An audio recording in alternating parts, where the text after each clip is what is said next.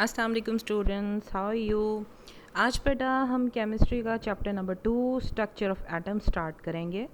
इस चैप्टर में बेटा जो बेसिक चीज़ें या मेजर कंसेप्ट्स आपके साथ डिस्कस होंगे वो थ्योरीज़ और एक्सपेरिमेंट्स डिस्कस होंगे जो एटॉमिक स्ट्रक्चर से रिलेटेड हैं।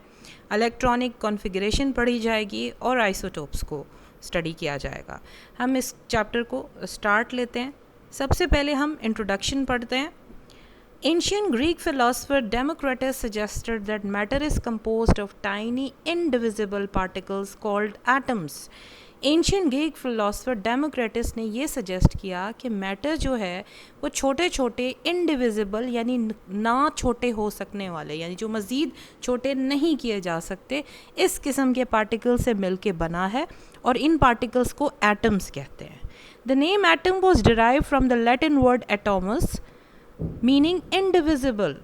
ये जो वर्ड एटम है बेटा ये डिराइव्ड हुआ है लैटिन लैंग्वेज में, एक वर्ड है एटोमस, उससे निकला है ये वर्ड और इस एटोमस का मतलब होता है इनडिविजिबल यानी मज़ीद छोटा ना किया जा सकता हो। In the beginning of 19th century, John Dalton put forward atomic theory. 19th century के start में John Dalton ने atomic theory present की। According to it, इसके मुताबिक all matter is made up of very small indivisible particles called atoms. John Dalton की theory के मुताबिक तमाम मैटर बना होता है छोटे छोटे इंडिविजिबल पार्टिकल से जिनको एटम्स कहते हैं। Till the end of 19th century, it was considered that atom cannot be subdivided. 19th century के एंड तक और यही कंसिडर किया जाता रहा कि एटम्स को मज़ीद छोटा नहीं किया जा सकता। However, in the beginning of 20th century, experiments performed by Goldstein, J.J. Thomson, Rutherford, Bohr and other scientists reveal that atom is made up of subatomic particles like electrons, proton and neutron. बाद में 20th century की beginning में कुछ experiments किए गए जिनमें Goldstein, J Thomson, Rutherford, Bohr और दूसरे साइंटिस्ट के एक्सपेरिमेंट शामिल हैं। इन एक्सपेरिमेंट्स के रिजल्ट्स के थ्रू ये साबित हुआ कि एटम मज़ीद सब एटॉमिक पार्टिकल से मिलकर बना होता है जिसको कहा जाते हैं इलेक्ट्रॉन, प्रोटॉन और neutron. Properties of these subatomic particles will be discussed in this chapter. इस चैप्टर में हम इन तीनों पार्टिकल्स की प्रॉपर्टीज़ को डिस्कस करेंगे। बेटा आपको पिक्चर में स्ट्रक्चर ऑफ एटम नज़र आ रहा है। मैंने कहा आपको इसकी एक पिक शेयर कर दूं, इसके बारे में हम डिटेल में पढ़ेंगे। सेंटर में आपको न्यूक्लियस जिसमें न्यूट्रॉन और प्रोटॉन्स मौजूद हैं और ये बाहर जो आपको नज़र आ रहे हैं ये इलेक्ट्रॉन्स हैं और जिन कलर्ड सर्कल्स में ये इलेक्ट्रॉन मूव कर रहे हैं ये शेल्स या ऑर्बिटल्स हैं और ये कंटिन्यूसली बेटा इलेक्ट्रॉन्स मूव करते रहते हैं इन ऑर्बिटल्स में और ये देखिए डिफरेंट डायरेक्शन में। जी तो बेटा अब हम पढ़ेंगे theories and experiments related to structure of atom. वो थ्योरीज़ और एक्सपेरिमेंट्स जिनके नतीजे में हमें डिटेल पता लगी है एटम के बारे में। According to Dalton an atom is an indivisible hard dense sphere. Dalton के मुताबिक एटम जो है इंडिविजिबल है यानी इसको ब्रेक डाउन नहीं किया जा सकता, बहुत सख्त होता है, डेंस स्फीयर है, बहुत गाढ़ा सा स्फीयर यानी बॉल जैसा स्ट्रक्चर है। Atoms of the same element are alike, एक ही एलिमेंट के तमाम एटम एक जैसे होते हैं यानी कि हाइड्रोजन एटम के तमाम एलिमेंट के एटम्स एक जैसे होंगे। They combine in different ways to form compounds, ये एटम मुख्तलिफ तरीके से आपस में कंबाइन करते हैं और कंपाउंड्स बना देते हैं। In the light of Dalton's atomic theory, Dalton की एटॉमिक थ्योरी के मुताबिक scientist performed a series of experiment, scientist ने एक लंबी सीरीज़ जो है एक्सपेरिमेंट्स की परफॉर्म की।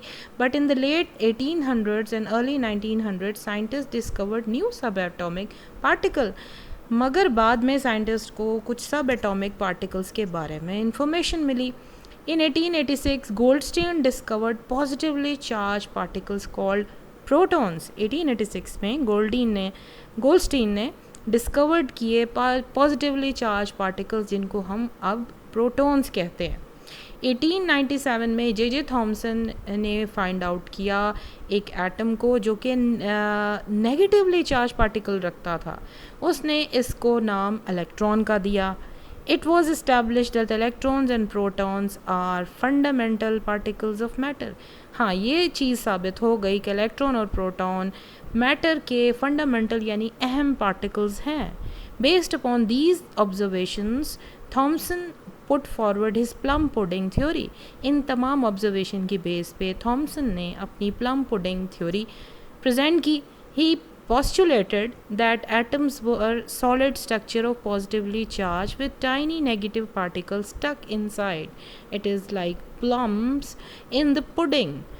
अच्छा जी, जे थॉमसन के थ्रू साबित की, प्रेजेंट की कि एटम्स का स्ट्रक्चर सॉलिड होता है जो कि पॉजिटिवली चार्ज है और इसके साथ नेगेटिव चार्ज है जो इसके अंदर स्टक इन फंसा हुआ है, अंदर पाया जाता है। इसको उसने कहा कि प्लम्स इन द पुडिंग, जैसे पुडिंग के अंदर प्लम्स मौजूद होते हैं इसी तरह सॉलिड चार्ज के साथ ही नेगेटिव चार्ज मौजूद है।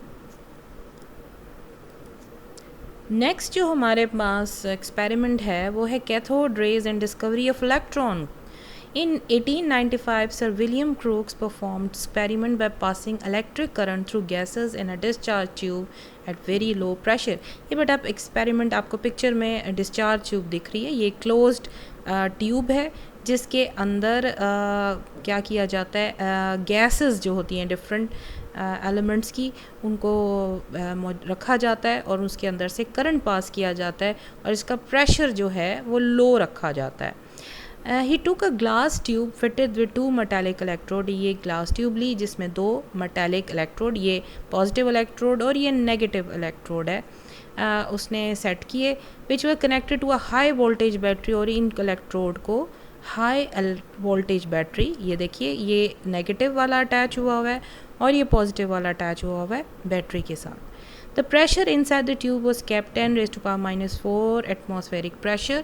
इतना उसने प्रेशर मेंटेन किया। when high voltage current was passed through the gas, जब इस गैस में से हाई वोल्टेज करंट को पास किया गया, the shiny rays were emitted from the cathode which travels towards the anode in the figure। क्या हुआ कि कैथोड के सरफेस से जो है ये आप बीम्स ऑफ इलेक्ट्रॉन्स जो आप नज़र शाइनी सी रेज चमकती हुई एक रे जो है वो एमिट हुई, कैथोड से निकली और एनोड की तरफ मूव की। These rays were given the name of cathode rays। इन रेज को कैथोड रेज कहा गया as they was originated from cathode, क्योंकि वो कैथोड से निकली थी। Cathode rays were studied in detail and their properties were determined with which are given below। In cathode rays को डिटेल में स्टडी किया गया और इनकी प्रॉपर्टीज़ को डिटर्मिन किया गया। These rays travel in straight lines perpendicular to the cathode rays। ये जो रेज हैं ये स्ट्रेट लाइन में ट्रेवल करती हैं और परपेंडिकुलर होती हैं कैथोड रेज सरफेस से, यानी कैथोड का सरफेस अगर वर्टिकल है तो कैथोड रेज हॉरिजॉन्टल मूव करती हैं। They can cast a sharp shadow of an opaque object if it plays in their past। अगर इनके रास्ते में एक ओपेक ऑब्जेक्ट यानी जिसमें से लाइट पास नहीं हो सकती प्लेस कर दिया जाए तो उसका एक शार्प यानी कि वाज़े साया बनेगा। They are deflected towards positive plate in an electric field showing that they are negatively charged। Cathode rays से जो रेज निकलती हैं वो जाके एनोड की तरफ मूव करती हैं या पॉजिटिव प्लेट की तरफ मूव करती हैं। ये बात साबित जिससे होती है कि कैथोड रेज नेगेटिवली चार्ज्ड हैं। They raise temperature of the body on which they fall. ये जिस चीज़ के ऊपर पड़ती हैं उसका टेम्परेचर रेज हो जाता है, बढ़ जाता है। J Thomson discovered their charge mass E/m ratio. J Thomson ने इनका चार्ज वर्सेस उनका मास जो है ये रेशो फाइंड आउट की। Light is produce when these rays hit the walls of a discharge tube. ये रेज जब डिस्चार्ज ट्यूब की वॉल्स को हिट करती हैं तो उसमें से लाइट प्रोड्यूस होती है। It was found that the same type of rays were emitted no matter which gas and which cathode was use in the discharge tube. एक और चीज़ ऑब्जर्व की गई कि ये जो रेज प्रोड्यूस होती हैं वो एक ही जैसी होती हैं, चाहे आप कोई भी गैस डाल दें डिस्चार्ज ट्यूब में और कैथोड कोई भी रख लें, हर दफ़ा इसी तरह की कैथोड रेज प्रोड्यूस होती हैं. All these properties suggested that the nature of cathode ray is independent of the nature of the gas present in the discharge tube. In properties से ये साबित हुआ कि कैथोड रेज नहीं डिपेंड करती gas के ऊपर जो डिस्चार्ज ट्यूब में मौजूद होती है, ना ही मटीरियल ऑफ कैथोड पर. The fact that they cast the shadow of an opaque object suggests that these are not rays but they are fast moving material particles. अब ये बात कि ये ओपेक ऑब्जेक्ट का साया बना देती हैं, ये सजेस्ट करती है कि ये रेज जो हैं ये फास्ट मूविंग मटेरियल पार्टिकल्स हैं, वेव्स, यानी कि ये मटेरियल पार्टिकल हैं, तभी वो शेडो प्रोड्यूस करते हैं. They were given the name electrons. इन रेज को इलेक्ट्रॉन का नाम दिया गया. Since all the materials produce same type of particles, it means all the materials contain electrons. क्योंकि तमाम मटेरियल एक किस्म के पार्टिकल्स प्रोड्यूस करती हैं, इसका मतलब सारे मटेरियल्स में इलेक्ट्रॉन्स पाया जाता है.